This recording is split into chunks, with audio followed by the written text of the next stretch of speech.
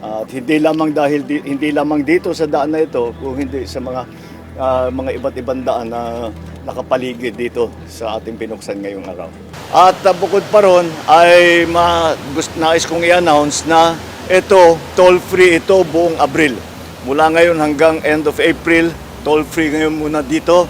At para naman ay mapagbigyan ng ang ating mga kababayan na dumadaan dito, lalong-lalo na ngayon na Holy Week na ngayon.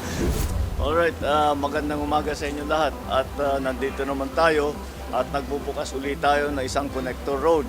Ito ay magbubuo ng koneksyon mula sa Cavitex hanggang sa C5. Itong section na ito ay Parañaque hanggang Taguig it's a 2-kilometer section.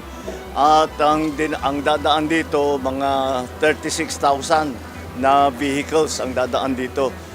Kaya malaking bagay ito kasi madidecongest, mababawasan ang traffic doon sa mga maliliit na kalsada dahil dito na lang dadaan. At yung biyahe na dati ay isang oras kalahati, magiging 15 minutes na lang. At napakalaking bagay yan dahil sa malaking savings sa oras ng mga commuter, unang-una. Pangalawa, kagaya ng ating mga laging iniisip ngayon dahil nga sa kaguluhan sa Middle East, ay napakalaking savings ito sa gasolina, sa crudo, sa fuel. At hindi maliit na bagay ang babawasan mo, ang biyahe mo mula sa isang oras kalahati hanggang 15 minutes. Malaking savings yan. Kaya ito ay kasama sa ating utos na nanggaling sa uplift na ating ginagawa na buksan lahat ng mga daan upang maging mas maginhawa ang pagbiyahe ng ating mga traveling public. At bukod pa ron ay nais kong i-announce na ito, toll-free ito buong Abril. Mula ngayon hanggang end of April, toll-free ngayon muna dito. At para naman ay mapagbigyan ng ating mga kababayan na dumadaan dito, lalong-lalo na ngayon na Holy Week na ngayon at maraming bumabiyahe. Kaya ito ay patuloy namin ginagawa at bubuksan natin I think later on, bukas meron na naman bubuksan. I don't know kung makapag-attend ako pero may bubuksan na naman and that is which one? Cabanatuan, sir.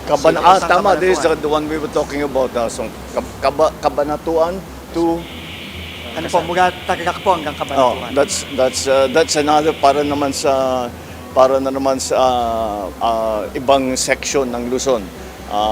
Ating binubuksan itong mga Central Luzon, ito naman Southern. So, ayan ang ating ginagawa, patuloy ating ginagawa and ito ay suporta, bilang suporta doon sa ating ginagawa ng mga programa na lumalabas doon sa aming diskusyon sa uplift. Para matulungan nga ang transport. Ito specifically sa transport ng pinag-uusapan. So, patuloy natin gagawin ito and dahil nais natin talagang maging mas mabilis, mas maginhawa at mas ligtas ang pagbiyahe ng ating mga kababayan. Good morning, magandang umaga sa inyong lahat. Nandito naman tayo malapit na tayo sa Cabanatuan. Nandito naman tayo sa Nueva Ecija ngayon para buksan itong 4 na kilometro na section na nagbubuo ng east-west na daan mula Tarlac hanggang dito sa Cabanatuan. At ito ay kasama ulit doon sa ating instruction na buksan lahat na maaring buksan na ng mga connector road para maging mas mabilis ang daloy ng traffic. At malaking bagay ito dahil ang dating ang biyahe na tumatagal dati ng 1 oras kalahati, 1 hour 15, 1 hour 30 minutes, ay magiging 20 minutes na lang, 20 minuto na lang. At malaking bagay ito dahil unang-una, alam naman natin ngayon, ang inaalala natin, ang konsumo ng crudo, ng gasolina ay sa pagbawas sa bawas ng tagal ng biyahe ay mababawasan din ang konsumo sa fuel. At malaking bagay ngayon yan at lagi nating inaalala yan. At meron pa rin isa pang malaking advantage itong ginawa nating pagbukas nito at pagbilis ng pagdaan ng traffic. Alam nyo naman, ang Nueva Ecija ay yan ang rice granary ng Pilipinas ngayon. At ito ay makakatulong bawasan ang transport cost. At sa ganun, sa pagbawas ng transport cost, ay mananatili ang presyo ng bigas. Dahil dito nakita naman bagong tanim ang ating mga palay. Kaya malaking bagay yung kahit na 4 na kilometro ang ating pinag-uusapan, ang magiging epekto nito ay napakalaki, hindi lamang sa pagbawas sa oras ng biyahe, hindi lamang sa pagbawas sa konsumo, kundi pati sa pagpapanatili ng presyo ng bigas na alam naman natin pag tinamaan ang langis ay maraming sumusunod, pati pagkain. Kaya yan ang inaabangan natin at inaalala natin at binabantayan natin ng mabuti. Ang dadaan dito ay mga siguro 11,500 na tao na vehicle. 11,500, 11,400 vehicles ang dadaan dito bawat araw. Kaya't malaking bagay itong binubuksan natin.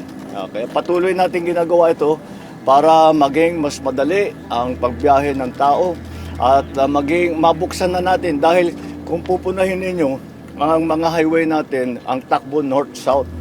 Ito ang pag nabuo ito, pag nakaabot na tayo hanggang sa east coast ng Luzon, ay ito na yung pinakauna na east-west na daan na highway. At again, mabubuksan lahat ng mga iba't ibang area, mapapagaang ang pagbiyahe, mababawasan ang konsumo ng gasolina, ng krudo, at pananatiliin natin ang presyo ng ating pagkain. Maraming salamat. Patuloy po natin. Itinutuloy ito. Libre po yung... Oo nga pala, nakalimutan ko. Merong karagdagang magandang balita. Dahil itong kalsadang ito ay siguro hanggang Disyembre ay toll-free ito. Kaya libre muna. Kaya pwede nang dumaan ng mga iba't ibang truck para pwede na silang marelebo natin pati ang traffic sa MacArthur. Para yun, ulit, bibilis. Basta't bumilis ang biyahe, nababawasan ang bayad sa konsumo at yung produkto na dinadala ng ating mga truck ay hindi tataas ang presyo. Kaya yan ang malaking epekto dito. At hindi lamang dito sa daan na ito, kung hindi sa mga iba't ibang daan na nakapaligid dito sa ating binuksan ngayong araw. Mr. Okay? President, sir, Yeah. may we know your plans lang po for the Holy Week? For the Holy Week, I will spend a few days in Ilocos Norte. And I will be back in Manila by the weekend.